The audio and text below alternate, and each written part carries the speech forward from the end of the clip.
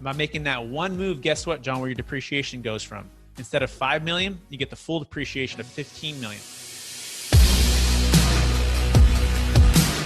How about this? If I'm understanding correctly, I got a question about a scenario, especially as it would relate to the baby boomers. So, you own commercial real estate, pick your sector. You've depreciated that down to zero. You can't afford to sell that property because you're going to be wiped out by the tax. So is this an option to explore for those listeners? And because the argument is, I want to sell, but I can't because of the tax liability. So I can pass it on to the next generation. It's generating cash flow. It's great, but that's what's precluding a sale. And I don't want to 1031 exchange it because I know this asset. I've been running it for X amount of years, and why would I want to go into something new at this age? I want to be playing golf.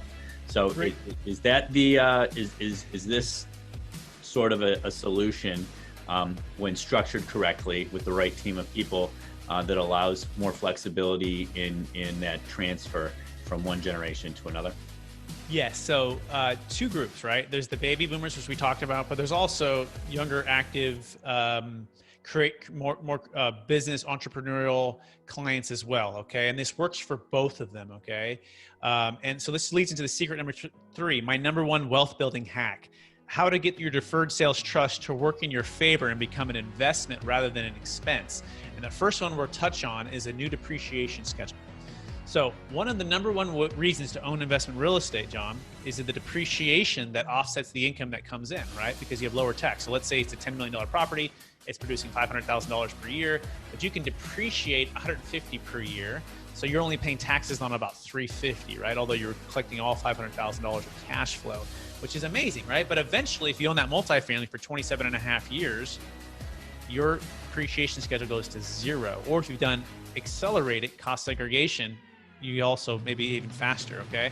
Now, if you 1031 that same $10 million property, John, into, let's say, a $15 million deal, guess what? You had a 0 depreciation. Via the 1031 rules, you only get an extra $5 million of new basis, right? Because your other basis has been depreciated to 0. And so the intent is to get more depreciation, right, to offset. But the challenge is the 1031 exchange. As you trade, your basis travels. That's not good, right? It means that means more tax for you. So what is the solution? Well, the solution is the Deferred Sales Trust. And this is hands down the top 3 reasons to use the Deferred Sales Trust for anyone who's owned real estate for a long period of time and has low depreciation. Is you could buy that same $15 million deal, but the difference is instead of buying it via a 1031 exchange, you buy it via a Deferred Sales Trust. And by making that one move, guess what, John, where your depreciation goes from? Instead of 5 million, you get the full depreciation of 15 million. I gotcha. Nope. And now you can use cost seg to offset, and now you can create and preserve more wealth at a rapid pace, even more so. So that's the number one reason to become an investment rather than an expense. Does that make sense?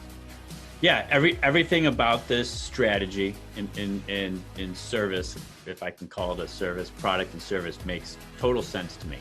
And but it's new, and that's one of the exciting reasons why I host this podcast, is to have guests teach me something that no one's gonna, you're not gonna learn that in school, and it's applicable. So it's just another way of I look at it as another tool to create your wealth. Because, well, quite frankly, if you're a multifamily guy and I'm a multifamily guy, the people that run in our circle generally are not stock market people, and for the reason that we've invested the time and energy to learn how to generate income and take care of our families.